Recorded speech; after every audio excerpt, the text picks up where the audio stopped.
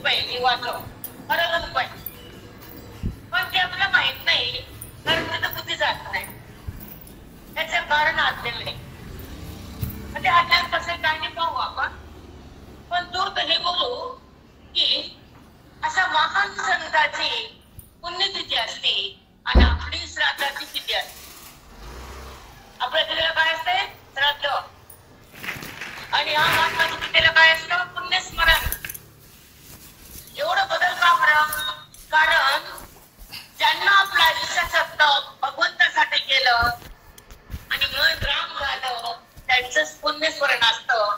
आपलं मन राम नाही, आपलं मन संसारात आहे, देहात आहे, म्हणून आपलं पुण्यस्मरण कोणी करत नाही. माहिती सगळ्यांना? आपली तिथी असते, पोरं असतात, ते म्हणतो मला गावात द्यायचं, तू यंदा करून टाक श्राद्ध, करून टाक. असं समजते ना? मला काम आहे, तू उद्याची तिथी आईची पार पाड. पण महात्म्याचं पुण्यस्मरण एवढे आनंदानं होते, विचारता सोय नाही. आमच्याकडे सप्ताह चालू आहे. आज समाप्ती आहे 18व्या अध्यायाची. आज पालखी सोहळा निघतोय. मी होती नर्मदा परिक्रमामध्ये आणि मंगळाचं 50 पुण्यतिथी आहे. ते सद्गुरुनाथ श्री रंगनाथ, त्यांचं नाव काय? श्री रंगनाथ महाराज, ब्रह्मीभूत रंगनाथ महाराज, वेदांत केसरी परभणीकर. ते आहे सोनपेठ परभणीकर. कसं नाव पडलं आणि ते मूळचे काय, त्यांचं चरित्र काय आणि त्यांच्या अध्ययनामध्ये त्यांना सगळ्याला कसं जिंकून घेतलं. आपण आर्य समाज कोणते, प्रत्येक समाजामध्ये संत होऊन गेले. दोनादात, माळी, लोहार, कुंभार, तुम्हाला सगळ्यांना माहिती आहे. सेना नाही, एक पण जात उरली नाही की ज्याच्यामध्ये संत जन्मले नाही. पण आपले आर्यवैश्य कोणती, त्यांना की व्यापारातून पाणी प्यायला वेळ भेटत नाही. आपण व्यापारी ना, वैश्य म्हणजे काय? व्यापारी. मग अशा समाजामध्ये संताला अवतीर्ण व्हायचं होतं. भगवंताची इच्छा होती, पांडुरंग परमात्म्याची, की ह्या कुळात फक्त एकच समाज राहिलाय, त्याच्यामध्ये संताचा अवतार नाही, जन्म नाही. म्हणून आमचे गुरु आले. का आले? की आपला जो समाज आहे आर्यवैश्य कोमटी, त्याच्यामध्ये जी प्रगती नाहीये, परमार्थ कमी आहे. कारण समाजाच्या संगतीत आणि समाजाच्या चिंतनात होतात आपण जागे होतो. कळतं काय करावं काय करू नये, कसं वागावं कसं वागू नये, आयुष्यामध्ये काय गोळा करावं काय गोळा करू नये, काय कमवावं आणि काय कमवू नये, काय कमवावं, अज्ञान गमवावं, ब्रह्मज्ञान गमवावं, संतांच्या संगतीत जगावं, वेदांताला जपावं, स्वतःला ओळखावं आणि जगताला विसरावं. हे आमच्या बुद्धीचं वर्म आहे आयुष्याचं. याकरता गुरुजी आले की आपल्याला कळत नाही ना, तसं लहान मुलं असतं तर त्याच्याकडे लक्ष देते आई. पडलं का, झालं का, झोपलं का, जेवलं का नाही, खाल्लंय का नाही, तर ते खेळण्यात गुंग असतात. छोटं लेकरू 3-4 वर्षाचं बाळ आहे, 5 वर्षाचं, त्याला कळत नाही की काय करावं, कधी खावं, भूक लागली का, झोपावं का, त्याची काळजी आई घेते. बाळा जेव, आता झोप, आता खेळायला जा, आणि त्यानुसार ते बाळ करतं. तसं आपण पण तसेच बाळ आहे. आपल्यापाशी काळ येतो तोपर्यंत आपण झोपेत जातो अज्ञानाचा. काळ म्हणजे माहिती तुम्हाला का नाही? कारण शेवटी आपल्याला काळ खातो तोपर्यंत आपण बेसावत राहतो. म्हणजे आपण परमार्थापासून दूर आहे आणि संसाराच्या जवळ आहे आणि वासनेच्या आत आहे आणि भोगापाशी संपूर्ण मन घाण टाकलेलं आहे. भोग म्हणजे वासना, इच्छा, हे पाहिजे ते पाहिजे ते पाहिजे ते पाहिजे. पण परमार्थामध्ये पाहिजे पांडुरंगा, मला भगवंत प्राप्ती करायची, मला अज्ञान निवृत्ती करायची, मला संसारातून थोडं बाहेर सरकायचं, मला वैराग्याचं पांघरून घ्यायचं, मला हे ममत्व जरा कमी करायचं. ममत्व म्हणजे मोह. ऐका, ममत्व म्हणजे काय? मोह. सांगतो तुम्हाला. म्हणजे ममा, माझे आणि एक मी, ह्या दोन गोष्टी आपल्यापाशी अनादी कालापासून आहे. ह्या जन्मात समजू नका. ह्या दोन गोष्टी बुद्धीमध्ये भरल्या तर पूर्ण भरल्यात. कोणतं? ममा आणि अहम. अहम म्हणजे मी आणि ममा म्हणजे माझं. आता काय माझ्यात काय बसतं आणि अहम मध्ये काय बसतं, त्या 2 मिनिटं बोलून आणि सुरू देऊ आपल्या. आधी मुलींचा परिचय सांगते, नंतर अहम ममत्व बोलते, नंतर आपला गुलालचा टाइम झाला की मला सांगा. त्यावेळेस गुलाल घेऊन बाकीचे समाजानंतर 4 गोष्टी पण त्यांना कळायला पाहिजे. पण आहे त्यांचं जीवन काय आहे, त्यांचं आयुष्य काय त्यांना खर्च केलं, त्यांचा परिचय करूनच गुलाल उधळायचा फायदा आहे ना आपल्याला. गुलाल उधळला, खाल्ला आणि घरी गेलं म्हणजे पुण्य पूर्ण होत नाही. ज्यांच्यासाठी हा कार्यक्रम आहे ते काय होते, त्यांचं ज्ञान काय, ते गुरु म्हणजे काय, ते आले कसे, त्यांचा देह सुटला कसा, ते तुम्हाला सांगणार आहे. जे अज्ञानी जीव असतात, पामर असतात, विष्णी असतात, येतात, प्रॉपर्टी कमवतात, संसार करतात आणि करावाच लागतो. संसार करतो म्हणजे काही उपकार करत नाही कोणावर. आपण आपलं प्रारब्ध तसं आपला देव ठेवतो आणि आपल्या समोर जे येतं त्याच्या समोर आपण जातो. पण आपली प्रगती आणि आपली बुद्धीची उन्नती आणि आपल्याला परमार्थाची प्राप्ती करून घ्यायची हे संत सांगतात. संसार लोक सांगत नाही. ते म्हणतात अरे इकडे प्लॉट निघाले, मी 2 म्हणजे तू 4 घे. हे कोण म्हणतात? संसारी. अरे तुला 4 मुलं येतात, बँकेमध्ये करून टाक काहीतरी एफडी, तर तुझ्या आयुष्याला काम आहे. ओके, हे संसाराचे ठीक आहे. पण महात्मे म्हणतात पुण्याची एफडी काय, ज्ञानाची एफडी काय, तर सांग कर. चित्तात ज्ञानेश्वरी भर आणि अज्ञानाला भस्म कर, हे संत सांगतात. पण संताकडे गेल्यावर, त्यांचं चिंतन झाल्यावर त्याला म्हणतात सत्संग. आपण जे ज्ञानेश्वरी ऐकतो, गीता ऐकतो, भागवत ऐकतो, जे बी काय ऐकतो ते ऐकतो, पण त्याला म्हणतात सत्संग. सत्संग म्हणजे काय? आपण म्हणतो त्याला सत्संग झाला म्हणतो ना कुठं आता प्रवचन आसन वगैरे. आमच्याकडे प्रवचन म्हणत नाही कोणीच. सत्संग, चला सत्संगाला चला, पाठाला जास्त करून पाठ, आणि पाठ म्हणजे त्याचं सत्संग. आता सत्य म्हणजे काय हे माहित नाही, नंतर सांगते. आता गुरुजी बद्दल 4 अक्षर बोलते तुम्हाला की आपल्या समाजाचे एक रत्नभूषण काय आहेत आणि त्यांचा जन्म कशासाठी झाला आणि त्यांनी त्यांच्या आयुष्यामध्ये काय काय कमवला हे तुम्हाला परिचय सांगते. आणि मग सत म्हणजे काय सांगते. सत्संग एक सत आहे आणि एक असत आहे. मग सताकडे जायचं का असता वाढवायचं हे काय करायचं आपण नंतर ठरवू.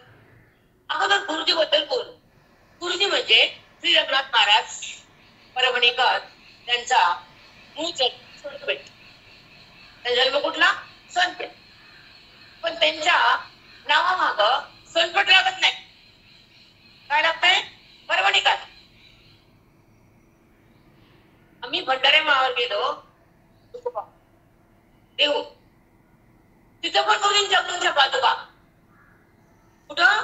देहू आळंदी पशी त्यांच्या गुरुंच्या पादुका होत्या डोंगरावरती. म्हणजे केवढं महान स्थान आहे ह्या गुरुंचं ते ऐका. आता दुसरं बघू आपण की गुरुजींचा अवतार काय काय आणि गुरुजी कोण होते आणि आपल्या कुळामध्ये आपल्याला कसे लाभले. तर त्यांचा जन्म सोनपेठचा आणि त्यांचं कर्म भूमी परभणी. त्यांचं नाव तर रत्नात आहेच. त्यांच्या वडिलांचं कोंडीबाण, आईचं मुनुबाई ना, त्यांचे आजोबा आपा, त्यांचे बंधुबा रानोबा. त्यांना 3 भाऊ, लक्ष्मण, मारुती, एक लक्षात ठेवा मॅडम, विसरले, पुन्हा सांग. ते 3 भाऊ आणि गुरुजीच होते. मग गुरुजीची लहान वयात असतानाच आई वडिलांचं छत्र हरपलं डोक्यावरच, छोटेपणीच. आणि आता त्यांचे वडील काय करत होते, आजोबा काय करत होते, त्यांचा घराणा कसा होता हे सांगते, ऐका. त्यांचे पंजोबा रानोबा ते पायीवारी पंढरपूरला जायचे सोनपेठवर. त्यांचा असा जीवनक्रम चालू होता. आणि हा परमार्थिक वारकरी संप्रदायामध्ये मुकुटमणी पायानं पंढरपूर जायचं, गाठा तोंडपाठ करायचा आणि महिन्यात वारीला सतत जायचं.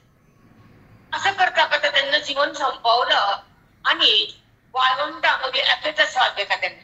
पंढरपूरच्या वाळवंटात शेवटचा श्वास त्यांनी सोडला. हे झाले पंजोबा रानोबा. त्यांचे आबा वडील ते महिन्याला वारी करायचे, पायीच वारी करायची.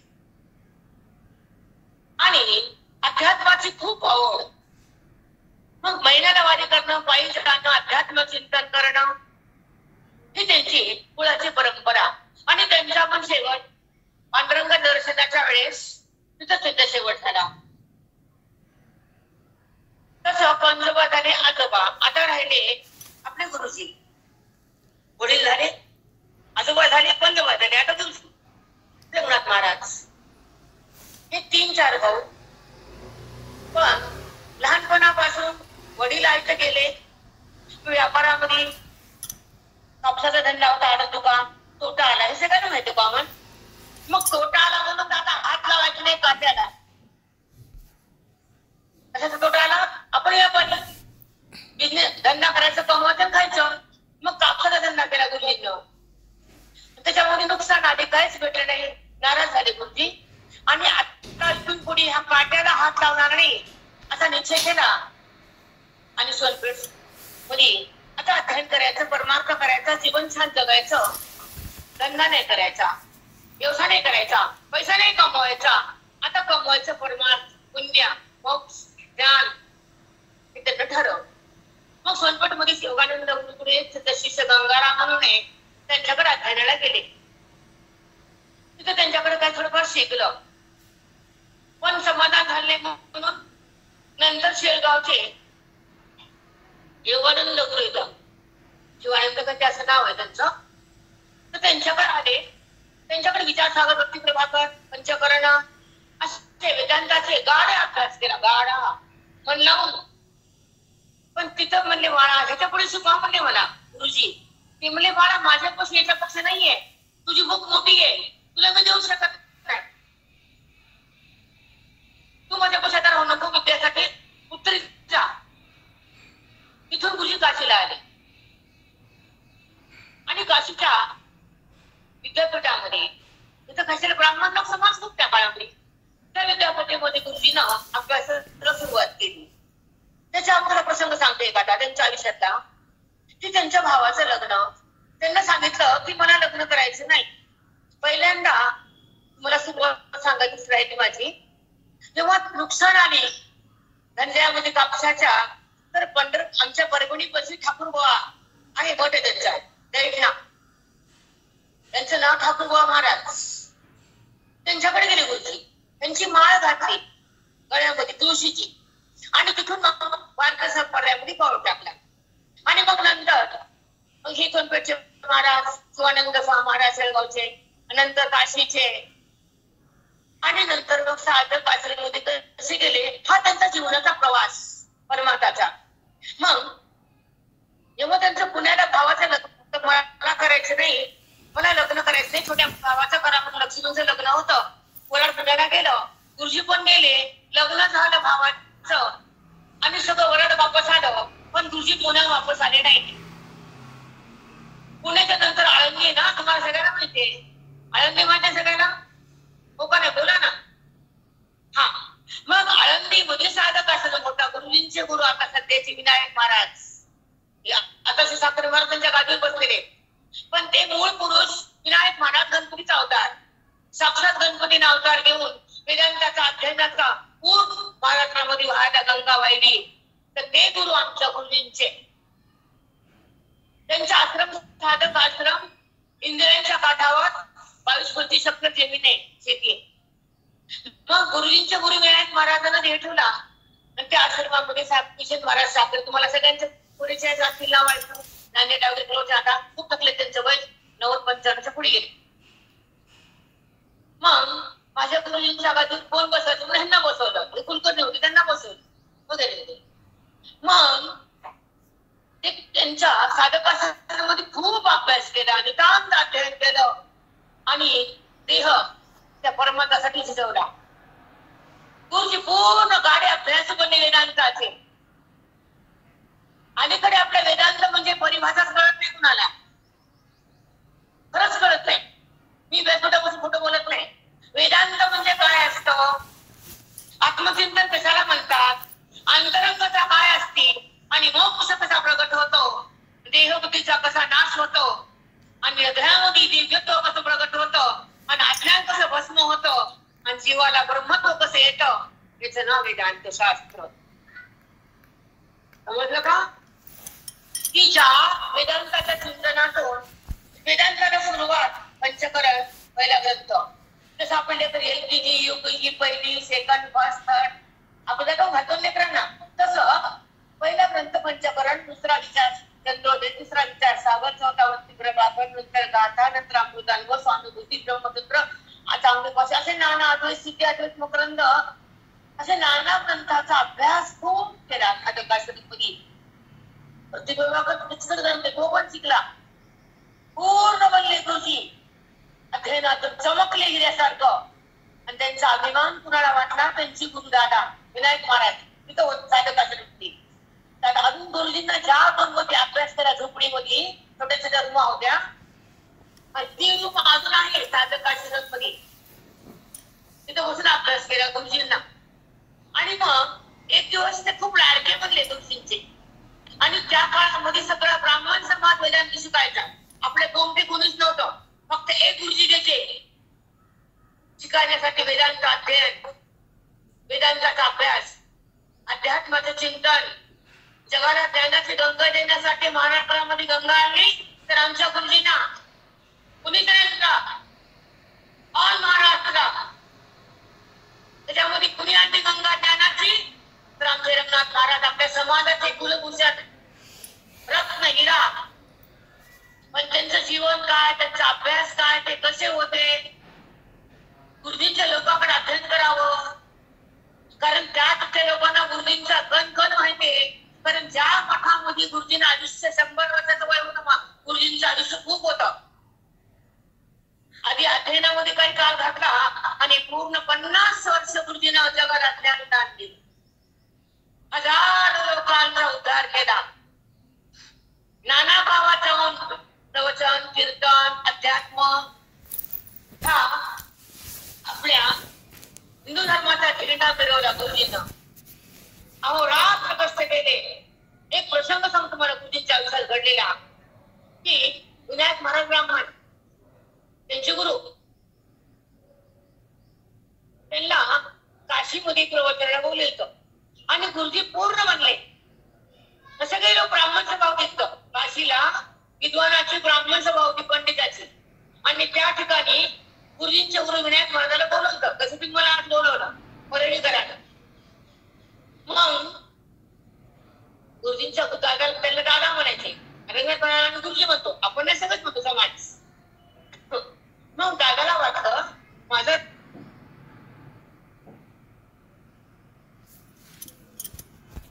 विनायक महाराज म्हणले गुरुजींचे गुरु, मला आपल्याला जायचंय कुठं, काशीला. तेव्हा होते साधकाश्रम पुण्याला आळंदीत.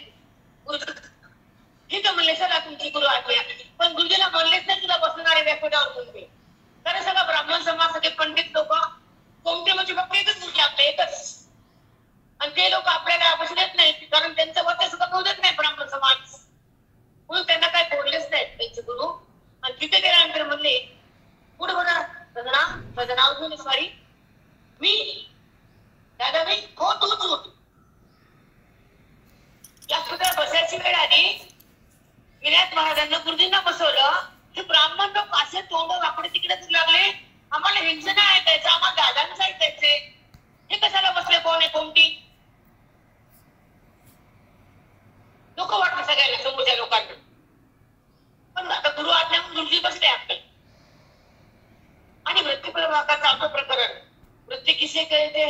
का फल का है वृत्ति का निरूपण कसे करते हैं ह्या प्रकाशाचं त्यांनी निरूपण केलं. सुंदर करते समाज दंग झाला. ब्राह्मण कोंबडीने त्यांना वाटलं ह्या कोंबड्याला काय येते असतं ना माणसाला की आम्हीच जास्त आहे असं. तो भाग सोडा. मग तिथून पुढे गुरुजींचं व्याख्यान ऐकून मग सगळ्यांना गुरुजी चमकू लागले, कळू लागले की बापरे एवढा गुरुपेक्षा केला जास्त. कारण आम्ही दादाला बोलवतो, दादाच ऐकलं, पण दादाच्या पुढे धापावून हे ब्राह्मण समाजाला तेव्हा कळालं त्या काळात. आज गुरुजींना हे ठेवून 55 वर्ष झाले, 55, आणि त्यांचं आयुष्य 90-95च्या पुढे गुरुजी ज्ञानासाठी जगले. तो 95 वर्ष आणि हे 55 झाले 150. सांगा ते 95 मध्ये 5 टाकायचे आणि 50 की झाले 150. त्यावेळेचा समाज अति हे होता. एकदा साधकाश्रमामध्ये एक अध्ययन म्हणजे वृत्तीपूर्वक काय ग्रंथ साधू सिद्ध असेल तर गुरुजी म्हणले दादा मी पण येतो चिंतनाशकाच्या तुमच्या पाठाला ब्राह्मण समाजाच्या. दादा गरीब शांतते म्हणजे बाळा सगळा ब्राह्मण समाज तुला उदरी द्यायचं कोंबडी आहेस पण विद्वान आहेस, पण तुला मध्ये घेतील की नाही माहित नाही. तू ये घेऊ दिला आज तुझे दे तर मग बाहेर बस. ठीक आहे म्हणले तुझी. आले सकाळी पहाट सुरू झाला. पहाटेचा 4चा सकाळच्या सुमारचा. मी तुला 3ला उठवतो म्हणले. दाराची कडी वाजवणार. पहिले कड्या होत्या घराला पण सगळ्याला मिळतो. एकदा कडी वाजवणार तू 3ला बागेत तू स्नान करून ये गंगेत आणि पाठाला बस. ठीक आहे म्हणते. गुरुजी 3ला उठले, 4ला तयार झाले आणि आले. सगळं ब्राह्मण समाज गच्च भरला होता मध्ये आणि वेदांताचं अध्ययन चालू होतं. आणि हे कोण आहे, हे कोण आलं, हे कोण आलं, हे असं नाव सांगितलं अमुक अमुक. आणि कोंबडी कोंबडी कशाला आली, कोंबड्या त्याला काय येतं ते त्यांच्या लोकांची भाषा होती. या कोंबड्याला काय येतं मध्ये घ्यायचं नाही. तुझी हात जोडले येत नाही म्हणजे मध्ये बाहेर बसतो आणि बाहेर राहतो. ठीक आहे म्हणजे बाहेर बसले. हा सुरू झाला. आणि आमच्याकडे परभणीमध्ये वेदांताचं श्रवण करताना अनुवाद असतो. मंगलला माहिती प्रणितामध्ये माझ्या जिंकूमध्ये लोकांना माहिती की जो शिकवलं त्याचं पुन्हा अनुवाद करायचं, सांगायचं मला हे कळालं, ही भाषा होती, ही हेडिंग होती, हा सिद्धार्थ त्याचा विस्तार असा, त्याला अनुवाद म्हणतात. मग शिकवणं झालं दादा बरं. आपण लोक ऐकले. दादा म्हणले अनुवाद करा. सगळ्या बामणाचे मुडके खाली गेले. एक काही सांगत उत्तर दादाने ऐकलं. एकदाच दादा म्हणले गुरुजी म्हणले दादा मी सांगतो बाहेरून आपण म्हणतो त्यांना मस्ती घेतच नाही ना त्या तुमच्या बाहेर मुलं. गुरुजी म्हणले मी सांगू दादा म्हणून तुला येतो म्हणे हो तू एकदा ऐकलं तरी येतो म्हणते. त्यांना बाहेर बसून अनुवाद केला पूर्ण. मग त्यांना मध्ये घेतलं. मग ते म्हणले ना हे कोंबड्याला काय येतं. त्यांना कळालं की काय असे गुरुजी कोण आहे. असा एक तुम्हाला किस्सा सांगितला. असं आम्ही 40 वर्ष गुरुजींची चरित्र ऐकलं मठात. गुरुजींचं मठ कोणती गल्ली त्याच्या बाजूला माझं घर. एकच घर मध्ये बाजूला मी. सकाळी 7ला पाठ सुरू व्हायचा आणि मी तिथे पहिलं कसं कचरा गोळा करून टाकायचं कुंडी होते एका ठिकाणी. आमच्याकडं तशी पद्धत होती परंपरेला. 30 सिमेंटाची कुंडी तिथे नेऊन टाकायचं. तुम्ही ते बकेट टाकायला जायची आणि त्या कानावर आवाज यायचा मंदिरातून विचार सागर वगैरे रज्जू सर्प अध्यात्म मी उभा टाकायचे 5-10 मिनिटं. असं करता करता मी तिथे थांबायचं रोडला सकाळी. कचऱ्याचं बकेट घेऊन 15 मिनिटं. घरी वाटत तरी काय किती वास तिथे उकंड करून पडत नाही. मी रोडला थांबून ते मधून आवाज येते. माझा पाय करतातच नाही. एवढी सुंदर रचना असते.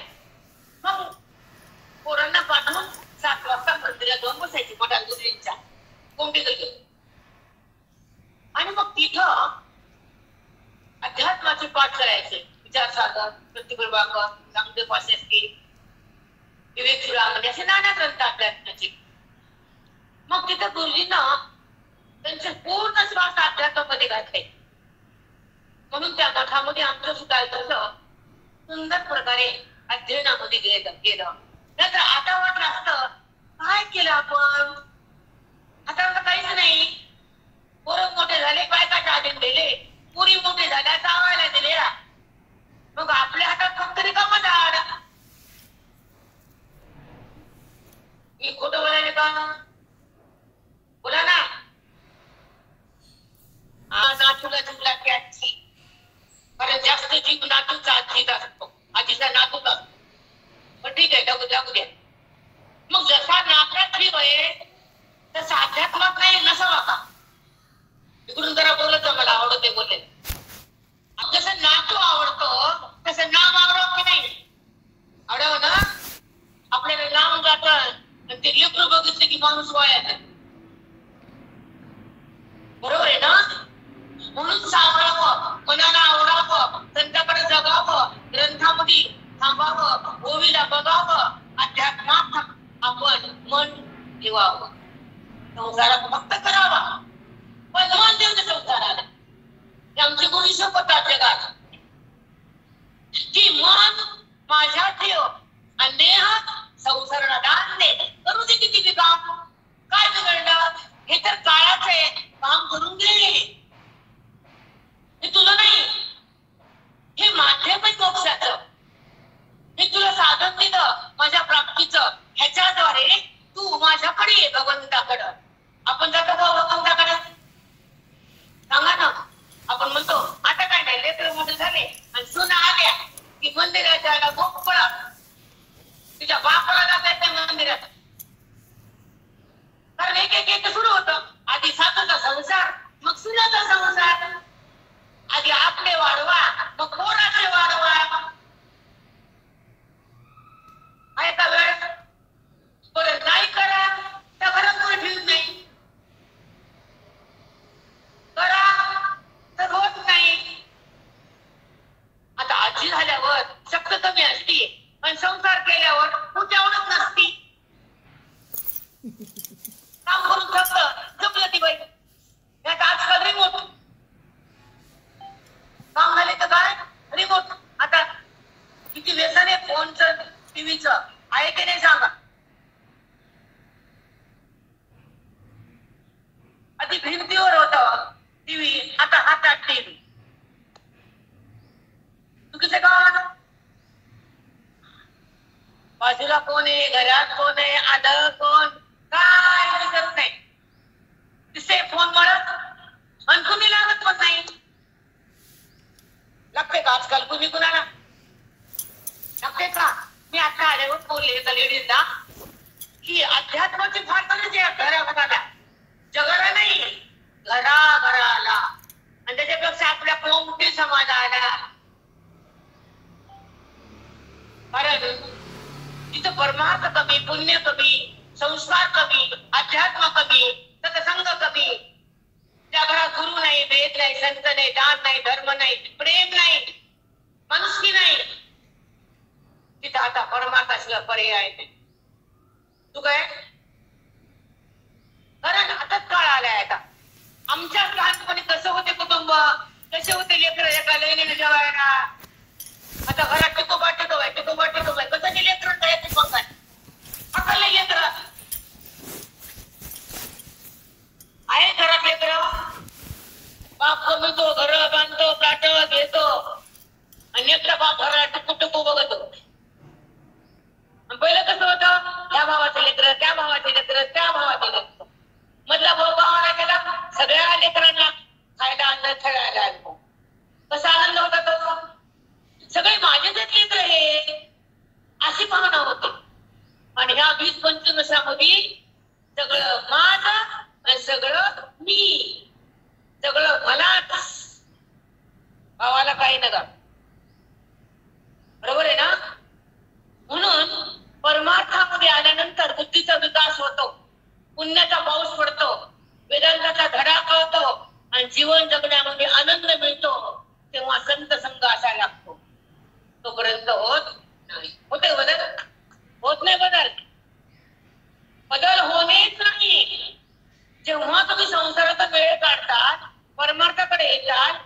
सद्गुरूची दीक्षा घेतात, असे ग्रंथ हृदयात नेतात, तेव्हा तुम्हाला भगवंत जवळ घेतो. नाहीतर येऊन तो म्हणायला येतोच, त्याचा भाषा गळ्यामध्ये बसतोच. तो म्हणतो का तुझ्या वायली, तुझ्यापाशी पोरगी बसली, तुझ्या मांडीवर नाचले, तुला फासा कसा टाकू, या म्हणलं का आपण? कधी तुला विचारलं का तुला फासा टाकू का नको? होतो का ते? नाही. काळ येतो, बांधून येतो.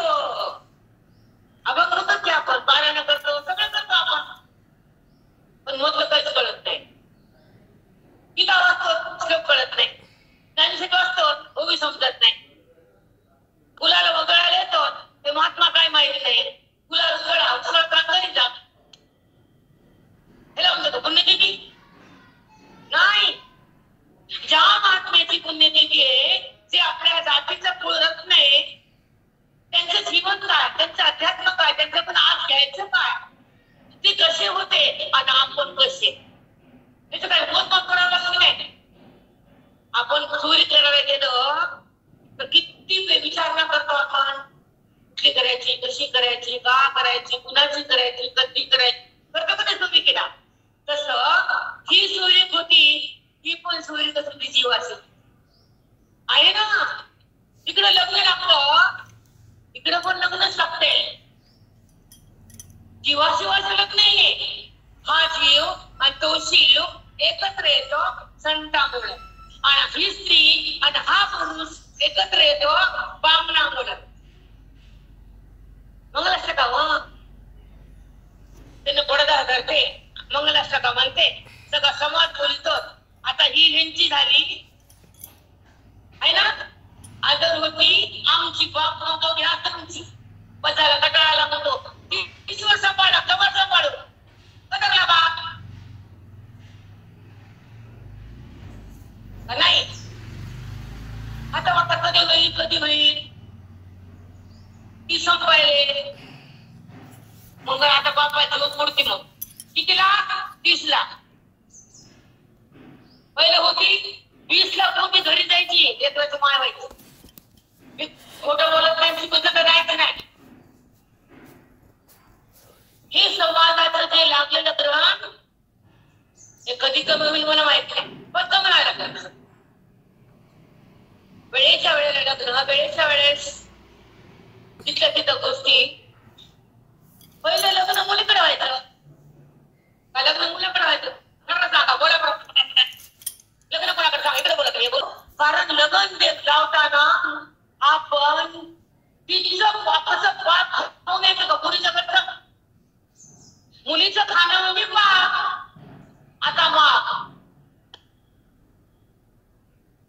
म्हणून कन्यादान करायचं, तिचं लग्न दारात लावायचं. आता म्हणते तुम्ही घेऊन जा, लग्न लावून द्या, गाड्या पाठवा, सोनं घाला आणि आम्हाला पोट दाखवण्याचा आहे भारी करा. पोट दाखवण्यात माहिती ते पोट दाखवत. आता ती पोट झाकली का करते ते आम्हाला माहिती. कशामुळे लागते पोट? उदरातून मुलगा जन्माला तो तिला द्यायचा आहे, त्याचं पुन्हा शेवट पण तू सांभाळणार. तुमचे माय बाप त्या सासूच्या हातात देतात, साडी करून वंटी भरतात. आता ही तुमची पोरगी तुमच्या पोटाला सांभाळती, पोट झाकणार. आता पुण्याला गेली सांभाळते का पोटाला? मग ते झाकून देतात नका. आता म्हणजे पहिल्या पद्धती सांगायची परंपरा. मग तुम्हाला सहज बोलते की समाज विखुरलाय आणि माझ्या बोलण्याने काय फरक पडत नाही हे मला माहिती. 4 लोकांमध्ये काय 1000 लोक प्रयत्न करून बसले, माय ऐकणं, बाप ऐकणं, पोरी ऐकणं. पोरांना सोडून द्या, पोरं गप्पी बसले, काय त्याला कळत ना. पोरांना कळणं ते काय करता येतं आणि पोरींना कळणं. दोन गोष्टी कळाल्या का? पोरांना मिळणं आणि पोरींना कळणं आणि मायबापाचं काही नीट ऐकत.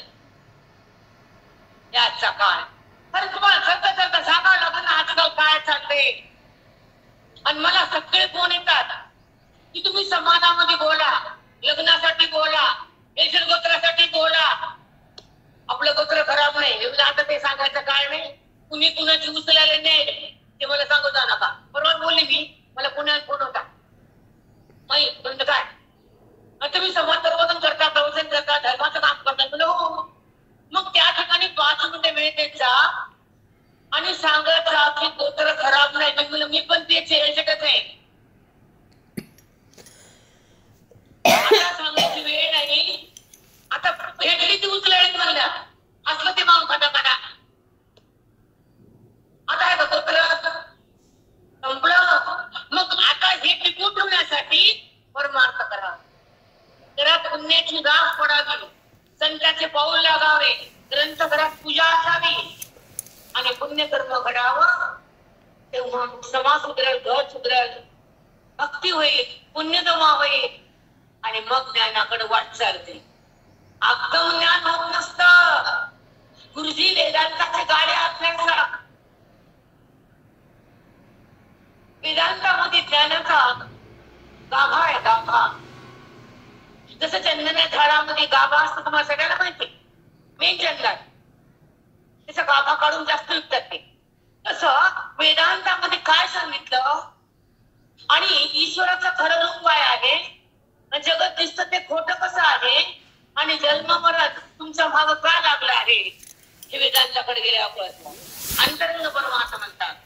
आता अंतरंग परमार्थ म्हणजे ज्या आपल्या गुरुजींना अध्यात्मामध्ये जीवन काढून जगाला वेदांताचं पूर्ण चिंतन आणि पूर्ण ज्ञान दिलं. कशाचं ज्ञान दिलं? वेदांताचं. आमच्या गुरुजीनं भागवत, शिवकथा हे असं काय गुणाने केले बरं का. भागवत लावलं फीस किती, शिवकथा लावली फीस किती. आता तर शिवकथा असते कधी इथं सगळं परळी येऊन थांबले असते. इथं गावात कुठली नसते. इथं कुठली असते का सांगा कथा. मग कथा म्हणजे बहिरंग आणि ज्ञान म्हणजे अंतरंग. गुरुजी अंतरंगामध्ये हिरे होते. हिरा हिरा. अंतरंग म्हणजे काय सांगते आणि बहिरंग म्हणजे काय हे पण सांग. दोन्ही आहे. तर ज्या कर्मानं ज्या भगवंताच्या सेवेनं आपलं अंतःकरण शुद्ध होतं, पवित्र होतं आणि नंतर साधूची भेट होती. आधी साधूची भेट होत नाही. पण एक सांगते अजून, आपले गुरुजी असताना गुरुजींच्या लोकांचं ऐकायचं नाही. ते आपल्या कोणत्या नवरत घेतले असतात. कुठे जायचं, कोणत्या कॉलेजच्या बराच ऐकायचं. त्यानं अध्ययन नाही, अध्ययन पण नाही, त्याची गाठी नाही, त्याचं मूळ नाही, चेंडा नाही, काही नाही. आणि आपले गुरुजी आपल्या कुळाचं गुरुजी नाही. त्यांचं देणं घेणं नाही. त्यांची शैली काय, त्यांचा अध्यात्म काय, त्यांची शिकवण काय, त्यांचं चरित्र काय, त्यांचा वेदांत काय, त्यांच्या मोक्ष काय नाही. पण आम्ही त्या कुळात देतो. कसं मुलं होता त्या कुळात देतो पण त्याच्या नाही केलं. पण आपल्या कुळामध्ये अशी महान संत होऊन गेले. पण त्या गुरुजींना आपण त्यांच्या पकड जात नाही. त्यांचा संप्रदाय आपण होऊ शकत नाही. त्यांच्या ज्ञानाला झेपत नाही आणि तुम्ही त्याला मानत नाही. सगळं गेल्याशिवाय कुठं कामत नाही. त्यांना आम्ही कोणती म्हणत नाही. आणि आमची भाषा करत आता पुढचं आहे. तुम्ही आपल्या समाजात झालेल्या सत्ताचं काय कोणी बरं पैसे देत नाही. आमचं ज्ञान, आमचे जे संप्रदायाचे लोक आहेत, जे जे गुरुजीच्या मठातून बनले ते कुठे बी जरी गेले तर 5 वर्ष मागत नाही, तरी लोक आवडत नाही. आणि हे पैशाशिवाय बोलत नाही. त्यांना कोणी सोडत नाही. हे अंतर आहे गुरुजीचं आणि अवांतर समाजाच्या लोकांचं. मी टीका करायला नाही, पण वस्तुस्थित सांगत सुद्धा पर्याय नाही. कारण गुरुजी पैशाला शिवले नाही. वैराग्य त्यांच्या जगामध्ये मान्य करते. धुंडा बंडा गुंडा महाराज पंढरपूरचे अनादिकालचे महाराज, आताचे नाही. ती परंपरा त्यांच्या गावी बसलेले लोक तर सांगतातच. पण गुरुजींच्या काळामध्ये ते गुरुजी समोर बसायचे. ब्राह्मण समाज धुंडा बंडा गुंडा महाराज. गुरुजीला परमनून नेलं 4 महिन्याचं मशीदच करा म्हणून हात जोडून 10 वेळेस विनंती केली. तेव्हा आमची गुरुजीला परभणी सोडली 4 महिन्याकरता. 8 महिने पुढे घेतलं. अशा महान विद्वानाचं ब्राह्मणानं पण ऐकलं. किती महान होते गुरुजी सांगा. अमृतानुभव हा गुरुजींचा इतका सुंदर ग्रंथ आहे, तर पायाखाली जमीन सरकते ऐकताना. तुम्हाला एक ओवी सांगतो गुरुजींची. अविद्येचे आडवे, अविद्येचे आडवे गुंजित जीवपणाचे भवे, तया चैतन्याचे धावे कारुण्य. हे विचार अमृतानुभवाच्या पहिल्या प्रकरणाची पहिली ओळ. ही जीवाला अविद्या आडवी कशी येते? आपण कुठं चाललो तर लेकरू आडवे तर रडतो, ती माय म्हणते घरात कोणीच नाही बसा करला, ती निघते घरात आहे बाई नाही म्हणते लेकरू रडायला घरात किंवा कसं उठलं तर किती. तसं ही अविद्या आडवी येते आणि त्या जीवाला भगवंताकडे जाण्यापासून रोखते. त्याला म्हणायचं आडवे, अविद्येचे आडवे. कुंजित जीवपणाचे भवे. कुंजित म्हणजे बहुना, जीवपणा म्हणजे मृत्यू, अज्ञान, बंध. बंध म्हणजे मी कोण हे कळत नाही, माझ्या आत कोण आहे हे माहित नाही, जग दिसतंय त्याचं स्वरूप माहित नाही, आणि ओवीचं ज्ञान ज्ञानेश्वरीच्या कळत नाही.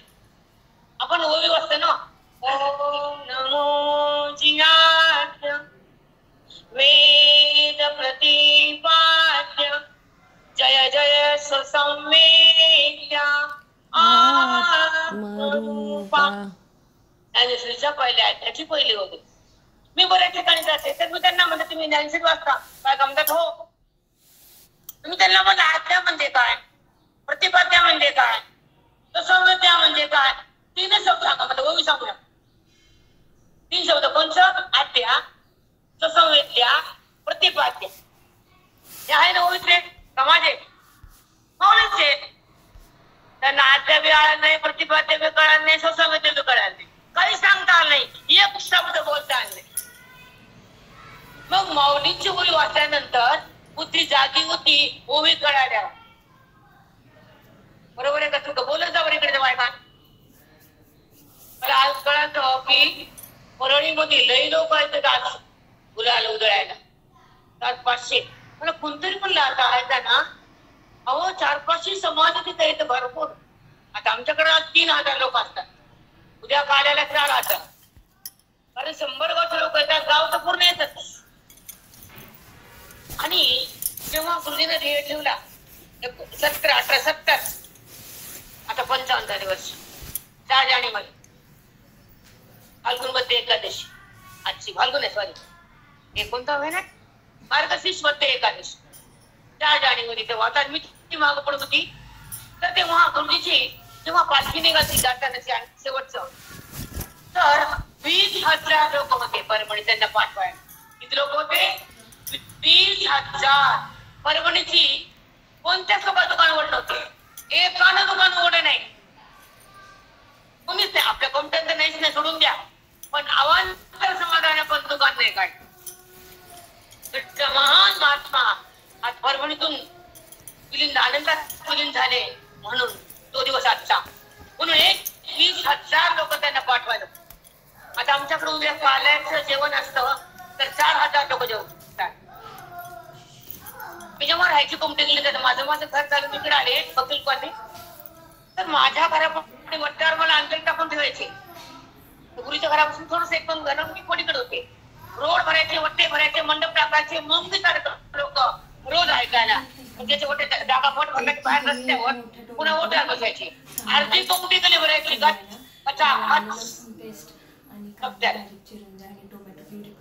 कारण संत मिळणं, ग्रंथ कळणं, पाप जळणं आणि मोक्ष प्रगट होणं दुर्लभ आहे, दुर्लभ. 4 गोष्टी बोलली मी, सांगा बरं. कळणं, अज्ञान, जळणं, मी कोण कळणं, हे आजकाल दुर्लभ आहे ना. कारण माणसाला कळतं कधी, तेव्हा हे संपतच नाही. देवा मला उठव ने, ते कसं नाही तुला, तू देवाचं काही केलंच नाही, तुझा काय नवकर आहे का नियम किती यायला, नियम घ्यायला. आपण म्हणतो आता देवा उचल ना, ने ना, ते म्हणतो तू मला आता पण का बोलेल नाही. आलो तू आधी करून बोलला असतास ना तर मी येत होतो, तू आता मरताना ये म्हणती, आता मी येत नाही. बरोबर आहे का चूक? कारण ह्याचं उत्तर एकच आहे, आपण त्यांच्यासाठी ते काही केलं तर कनेक्शन असते एकमेकाचं. त्याला वाटतं माझा भक्त तळमळ करायला, माझी आठवण काढायला, माझ्यासाठी जगलाय, त्याच्या आयुष्याचा काळ त्यानं मला दिलाय, त्याचं मन माझ्यापाशी आलंय, त्याच्या बुद्धीनं मला जाणलंय, वेदांताकडे तो जगलाय आणि त्यानं मला प्रगट केलंय. त्याच्यापासून मी दूर जाणार नाही. त्याला म्हणतात मोक्ष. त्याला काय म्हणतात? मोक्ष, ज्ञानाचा कक्ष. ज्यांच्यासाठी, ज्या भगवंतासाठी जो जीवात्मा सतत चिंतन, साधू संगती, वैराग्याची प्राप्ती, विवेकाची उन्नती आणि ज्ञानाची संपत्ती जे गोळा करतात ते भगवंत त्यांना कधी सोडत नाही. आणि जे मनुष्य संसार करतात त्याचं दखल भगवंत घेत नाही. त्याला काय देणं संसार कर, पाप पुण्य कर, मर आणि पुन्हा जन्माला ये. तिकडं खातं देवाचं नसतं. मग ते खातं पाप पुण्य दुसरीकडे असतं. किती पाप आहे किती पुण्य, ते हाताखालचे लोक काम करतात देवाच्या. देव कशाला करी? श्रीमंत लोकांच्या दुकानात 10 माणसं कापड कापायला ते माल कुठे का? ते गल्ल्यावर बसते आणि नोटा घेते. तसा देव असल्या लोकांचा हिशोब करीत नाही. पाप किती आहे, पुण्य किती आहे, मोजा, हिशोब करा आणि त्यानुसार त्याला जन्म देऊन मृत्यू लोकात पाठवा. मग कुणाला नरकात न्यायचं, कुणाला मृत्यू लोकात न्यायचं, कुणाला गर्भात मारायचं, कुणाला बिमारी द्यायची, कुणाला पोरं द्यायचे, कुणाला पोरी द्यायच्या, कुणाला काहीच नाही द्यायचं. हे हिशोब उपर होत आहे. म्हणून आपण तो हिशोब बंद करावा. आता कसा करायचा हे सांगतो. जे आपण कर्म करतो, चांगलं आणि वाईट, चांगलं केलं पुण्य होतं, वाईट केलं पाप होतं आणि संताकडे गेलं मन नीट होतं.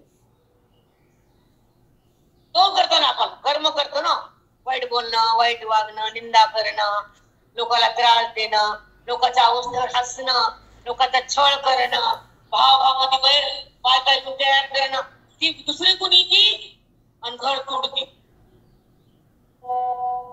तून कुठली असती? बाहेर गावची असती ना. आणि पोरं एका माहिती आणि सुना 4 ठिकाणच्या. मग त्या आणल्या घरामध्ये आणावंच लागतात, पर्याय नसतो. मग आणल्यावर घर सांभाळावं का घर मोडावं? जरा भागच्या पुढचं बोला की. असं उत्तर देत ना जरा. काही ते दूधच्या मागायचं का मागवते. मग आपण ज्या घरात आलो, ज्या कुलात आलो, ज्या बापानं आपल्याला इथं दिलं, तर त्या बापाचं नाव वाढवायचं, त्या बापाचं नाव खराब करायचं, हे मुलीच्या मनावर असते. बाप काय करतो? तू जरा चांगलं वाग, माझं नाव जप, आपण खानदानी आहे, खानदानाची रक्षा कर, माझ्या रक्षा. तू जर वाईट वागलीस तर माझं नाव करा बाई, आणि चांगलं वागलीस तर त्यांच्यावर जाईल, असं सांगतो बाप बिचारा. ती मुली तुम्हाला काय म्हणायचे म्हणा, मी काय करायचे करते. बरोबर. मग ज्या घरात आपण आलो तर ते घर काढून ठेवायचं काम पुण्य करतं, पुण्य, आणि फोडायचं काम पाप करायला होतं. कारण त्या बाई संग पाप घेऊन ती येत असते, येत नाही. जे खातात ते येतं तिथे सांगा. पाप असेल तर पाप येतं, पुण्य असेल तर पुण्य येतं. म्हणून तर पहिले लोक म्हणत होते खानदानी बघा, म्हणत होते ना, ती चांगल्या घरातली, तिथं वडील आई छान आहे, पुण्य आहे, दान आहे, धर्म आहे, संस्कार आहे, तशी मुलगी आणा. मग काळी गोरी बघत नव्हते आणि शिक्षणाला तर 0 पॉइंट किंमत नव्हती. होती का सांगा? झाली मोठी, बाप म्हणतो आता हिला काढा बाहेर. बघितलं पोरग, दिलं. घरात काही नव्हतं, खुर्ची नव्हती. आता पाऊस पैशाचा, याला प्रारब्ध म्हणते, पुण्य म्हणते माय बापाचं. आता बघू बघू खुर्च्या बस तुटल्या, पोरीला ठेवतो त्या खुर्चीवर. 200 पोरं बघितले, ती पोरगी बसून खुर्चीच मोडली. तरीच मन जरा थांबवा, जरा फॅसिलिटी कमी करा, हे पाहिजे ते पाहिजे. तुम्हाला किस्सा सांगते मस्त, ऐका. एका गावी गेले, त्यांच्या लग्नाचा मुलगा होता. बिचारी आई तर मग लागली. एखादा फोन आला माझ्या समोर. आता मी गपचूप बसणारे बाई पा. मी म्हणलं बघू इकडं. ते म्हणतो काय आहे? मी म्हणजे घर आहे. ट्रेन मध्ये छान घर आहे, आतमध्ये मोठे मोठे धंदे. दोन्ही मुलं मोठे मोठे धंदे करतात. पैसा आहे, सोनं आहे, प्लॉट आहे, सगळं आहे. हायवेला जमीन आहे. मला मुलगी पण नाही. अजून काय? आता बघा पैसा आहे, शेत आहे, घर आहे, मोठे मोठे धंदे आहे, सोनं आहे, तिची इज्जत आहे, तिला आबरू आहे. ते म्हणतो अजून. तर मी फोन घेतला हिसकाव. मी म्हणलं कोण आहे तुम्ही? फलाने बिस्ताने. म्हणलं मग तुझ्याकडे काय सांग? ते म्हणतो मी रस्त्यावर बसून पुढे येतो. आहे काय बिघाड? आहे की नाही? मग रस्त्यावर बसणाऱ्याच्या अपेक्षा किती? थोडं 10 मिनिटं चिंतन करू. 12 वाजता तुला सांगा सांगते. नंतर बोलावं करत 5 मिनिटं बोलू. बायका वगैरे आता 10 मिनिटं त्यांना गोष्टीबद्दल सांगू. ज्ञानेश्वरी सांगू. अध्यात्म काय, वेदांत काय, मुक्ती म्हणजे काय, ज्ञान म्हणजे काय, बंध म्हणजे काय, मी म्हणजे काय, तू म्हणजे काय, याच्या थोडं चर्चा करू आपण. अध्याय 14 आणि ओळी नंबर 83. नातनी जाळणी रण पत्नीही विषय आपण तैसे भेदू नाशुनी दान ज्ञानी पुढे तैसे भेद नाशुनी ज्ञान आपणही ज्ञानही दोरे. तर भेद नाशुनी ज्ञान ज्ञानही दोरे. भेदाचा नाश झाल्यानंतर केवळ ज्ञान मध्ये मीच उरतो असं भगवंत बोलतात. कसं उरतो ते बघू आपण पाठीमागे जाऊ. नातनी जाळणी तृण वन्नीही विषय आपण. वन्नी म्हणजे जाळ. एखादे वाळलेला तृण म्हणजे गवत. वाळलेल्या गवताला अग्नी लागला तर तो अग्नी त्या गवताला जाळून भस्म करतो. जाळून वन्नीही विषय आपण. तो अग्नी त्या गवताला जाळतो. मग तो गवत जळत आणि तो वन्नी पण संपतो आणि गवत पण जळतो असं त्यानं सांगितलं. आता ऐका पुढे. झाला तैसे आता सिद्धा तैसे भेदना सोडणे जाण ज्ञानही नुरे. भेदना सोडी जाण माऊलीच्या एका शब्दामध्ये अंगण भरलेलं आहे. पण बुद्धी जात नाही. आपण मोठं कुठून भेटायला कळत नाही. त्या दिवसाची खूप सखोल अभ्यास करावा लागतो. तैसे भेद नाशुनी जाण ज्ञानही नुरे. जसं गवताला पूर्ण जाणून गवते भस्म होतं, ज्ञान पण अग्नी पण निघून जातो, तसं भेद नाशुनी जाण. आता भेद म्हणजे काय हेच कळत नाही. त्याचा नाश कोण करतं ते माहित नाही. आणि ज्ञानही तुरे जेव्हा आपल्या वृत्तीमध्ये देहभाव, आपल्या वृत्तीमध्ये विकार आहे, आपल्या वृत्तीमध्ये अहंभाव आहे आणि आपल्या वृत्तीमध्ये संबंध जगताचा आहे. या 4 गोष्टी आपल्यापाशी. पण ह्याला काय नाव आलं? भेद. आणि हा भेदाचा नाश कोण करतं? ब्रह्मज्ञान. ब्रह्मज्ञान कोण देतं? असे गुरुसारखे महान संत. आणि ब्रह्मज्ञानाची पावत आहे तर आपल्याला ज्ञाने, आपल्यापाशी देहभाने आणि आपला संबंध जडाशी निघायचा. आपला संबंध भगवंताशी नाहीये. का नाही?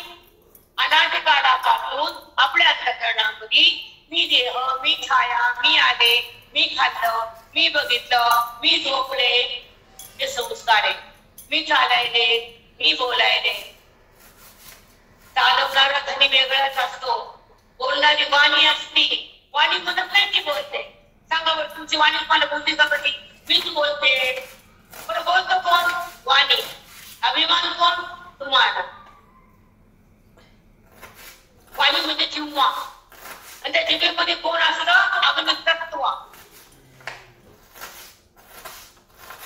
आणि त्या अग्निमुळे वाणी खोलल्या जाते. आवाज म्हणजे ध्वनी बाहेर येतो. आवाज ध्वनीच आहे ना. मग त्या वाणीतून ध्वनी कसा येतो? तर अग्नी. मग ध्वनीचा आणि वाणीचा संबंध आहे. तुम्ही संबंध लावला मी बोलते म्हणतो ना आपण. कारण मी म्हणजे आत्मा आहे हे आपल्याला माहिती आहे. मी म्हणजे देह हेच माहिती. म्हणून मी देह त्याला म्हणतात भेद आणि मी आत्मा त्याला म्हणतात अभेद. भेद नासुके दान ज्ञानही पुरे. जेव्हा देहाचा संबंध अज्ञानामुळे बुद्धीला झाला, देहाचा संबंध त्या अज्ञानामुळे त्या मनाला मी दिलं वाटलं. पण कालांतराने साधूची संगती झाली, वेदाची संपत्ती आली, ओबी बुद्धीला कळू लागली आणि मन भगवंताकडे वळू लागलं. तेव्हा अज्ञानाचं भस्म झालं, तेव्हा भेद नाश झाला आणि सब प्रगट झालं. त्याला म्हणतात भेद नाशते दान ज्ञानही पुरे. म्हणजे जेव्हा भेद नाश होतो, अभेद प्रगट होतो, त्याला ज्ञान म्हणतात. आता ज्ञान मूर्त तर ते कसं मूर्त पुढचं कळाली का मी? बोला मागचे लेडीज बोला ना, बोलत जा बरं पटापटा. तुम्हाला बोलता येतं का? हो किंवा नाही म्हणा. ते ज्ञानी आणि मी देह असा बुद्धी निश्चय करते ते अज्ञानी. त्याच्यामध्ये किती सोपी भाषा आहे गावाकडे सांगा. एकदम का तुम्ही डोक्यात गेलं मला कळायला बोलले. कारण ज्ञानेश्वरी आपण ऐकत नाही, चिंतन करत नाही, अध्यात्म नाही, अध्ययन नाही आणि आयुष्य संसारात संपवलं तसं नाही ना. आता आमच्या गावात संत होते, संत म्हणजे मामाला कळाले संत, मन आमचं शिस्त. कारण आमच्या बरोबर करायला बुद्धी लागते ना. म्हणून आम्हाला छोटे छोटे लेकर असताना मठात मिळालं आणि मनाला मी तो कळालं, तिथलं अज्ञान कळालं आणि भगवंताचं स्थान आम्हाला लावल्या गेलं. त्यांचं नाव गुरुजी. आईचं काय मिळतं? हा देह का दिलाय? बुद्धी का तुमच्या द्या दिली? मशी लागायला बुद्धी आहे का? नाही कळत. पण तुम्हाला बुद्धी म्हणजे मनुष्य मात्राला की त्या बुद्धीच्या द्वारे सतसंगती करून, पुण्य करून, नाम घेऊन, ज्ञान घेऊन त्या बुद्धीनं भगवंताशी एकरूप व्हावं. त्याला म्हणतात त्यांना ना. ओके, सांगते मी पुंडलिक वरदान म्हणलं की उलाय टाका आणि गरजा देऊ नका, सगळ्याला वाटप करा.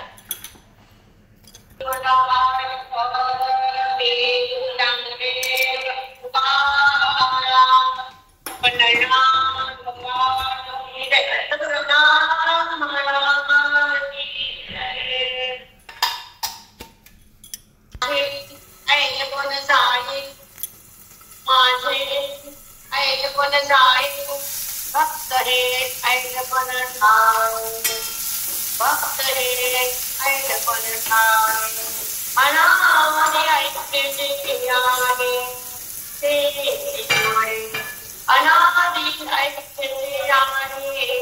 ऐकते निवडे. मौलिक स्कूलमध्ये अमृत नसता बुद्धी शांत शांत म्हणून दुसऱ्याच्या ओढीनं. जसं जसं आपण ओळीच्या आत जातो तसं तसं अज्ञान, हा भेदभाव, हे विकार बाजूला सरकतात. हे आपल्या माऊलीचं मोठं वैशिष्ट्य आहे.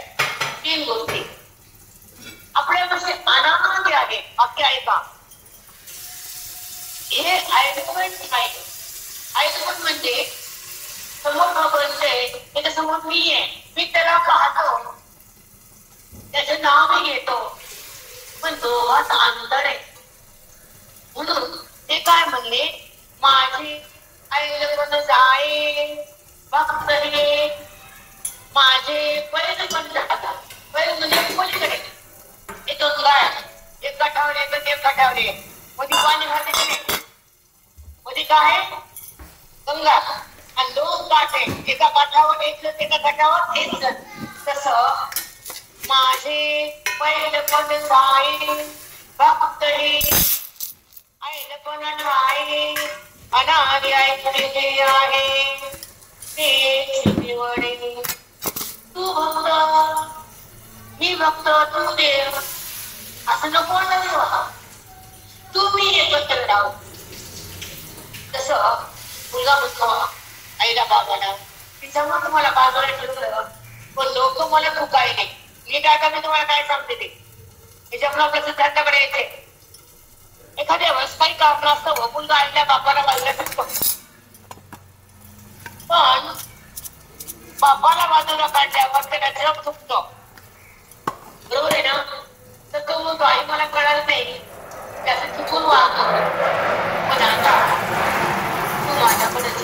लांब राहू नको. तुला मी न्यायला माझ्यासोबत चल. आपण दोघं एका घरात राहू. तसं जीव आणि शिव एकत्र येण्याचं ठिकाण म्हणजे ज्ञान. आपण भगवंताला भिन्न करून पाहतो भक्तीच्या भेदाला भक्ती करणं आहे, पण अभेदाला ज्ञान काढणे. हे दोन वाक्य सांगा मला, मी काय बोलले. खूप सुंदर वाक्य निघाले. सांगा, भेदाला काय करणे भक्ती, पण अभेदाला काय करणे भक्ती म्हणजे ज्ञान. ज्ञान म्हणजे जो आपण भगवंताशी एकरूप आहे, भगवंताचा संबंध आहे, पण आपण देहाचा संबंध केला, भगवंत आपल्यापासून दूर गेला. जसं कोणानं माझ्या बापाला दुसऱ्या गुणी ठेवलं. पोरग बापाचं आहे का सुनच आहे, आधी सुन आहे का पोरग आहे सांगा मला, कोण आहे आधी? पोरग माहिती बापाला, मग सुनावर आहे. बरोबर आहे ना? तसं जीव आणि शिव आधी येतं मग. आता कसं काय सांगायला वेळ नाही, मला मोठी सांगावं लागते. मला सांगायचंय माझे पहिलं पणच आहे. पहिलं म्हणजे मी पलीकडे तुमच्यापासून माझे पहिलं पण जा. मी देहावर आहे, मी तुझा म्हणतो आणि दोघांमध्ये रेशम असतो की आता नको मला. म्हणून देवा माझं तुझा अंतर म्हणतो, अंतर म्हणजे भेद. आणि भेदाचा नाश करणं म्हणजे अभेद. आणि अभेद करतो ज्ञानाने. अभेद केव्हा होतो? ज्ञान. अंधार केव्हा जातो? प्रकाशाने. भेद केव्हा जातो? ब्रह्मविद्येने. आणि ब्रह्मविद्या करून देतात असे महान संत, महान ग्रंथ. इथं कळतं मी कोण नाही, माझं स्वरूप काय आहे, माझा आत कोण आहे, आणि मी पुन्हा कशी रंगलो, पुन्हा कशी मी देहात रंगलोय. मी तर देह नाहीये, देह पडणार आहे, देह काळाचा आहे. आणि देहामध्ये असलेला देहातील परमात्मा आहे. देह अनात्म आहे. मग अनात्माला माझं म्हणावं का आत्मसत्वाला ओळखावं हे संतांकडे जाऊन शिका. बरोबर वाक्य. देहापाशी रमायचं का देहाला बाजूला करायचं, वृत्तीला सरकवायचं आणि भगवंताला रमायचं, हे ज्ञानानं सगळा वेळ बसतो. म्हणून हा भक्त म्हणतो देवा माझे पहिलपण जाय. म्हणजे मी लांब आहे भक्तीनं, तर तुझं माझं अंतर आहे ते बंद कर आणि माझं चित्त तुझ्या पायापाशी एक कर. तुझं माझं अंतर बंद कर. म्हणून अभंगात आहे ना, माझे चित्त तुझे रामाईचे करी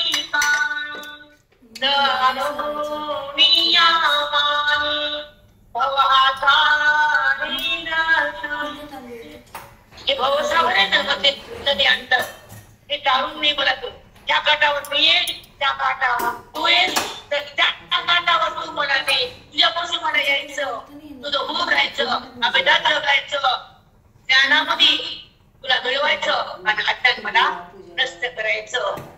हे कोण म्हणतो? भक्त वेदांतला. मग ते म्हणतात माझे ऐलपण जाये. फक्त हे ऐलपण ठाये अनादि ऐक्य जे आहे तेच निवडे. अनादि ऐक्य जे आहे तेच निवडे. अनादिकालापासून तू आणि मी एक आहे, तेच मला निवडलंय.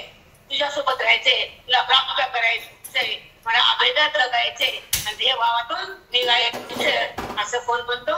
तू भेदातला भक्त. मग भेद टाकण्यासाठी, अभेद प्राप्त होण्यासाठी ग्रंथाची संपत्ती करावी लागते आणि ग्रंथाच्या ओवीची शक्ती बुद्धिमती न्यावी लागते आणि परमात्म्याची ओळख त्या अध्ययनातून व्हावी लागते. तेव्हा अज्ञान आणि भेद संपतो.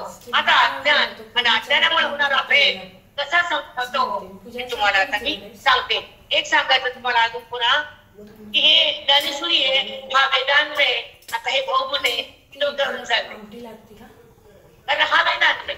इथं रामाला नाशिकला पंचमुट दिलेला आहे, ते कथा असतात, हे तुम्हाला सगळ्यांना माहिती. गुरुजी होते आणि नांदेड भाग आमच्या परभणीच्या बाजूला संबरखेडे, मांडाकडी, केतजोळा, बाभवळगाव, पिंपळगाव, ब्राह्मणगाव, भरपूर गाव आहेत खेडेपाडे भरपूर.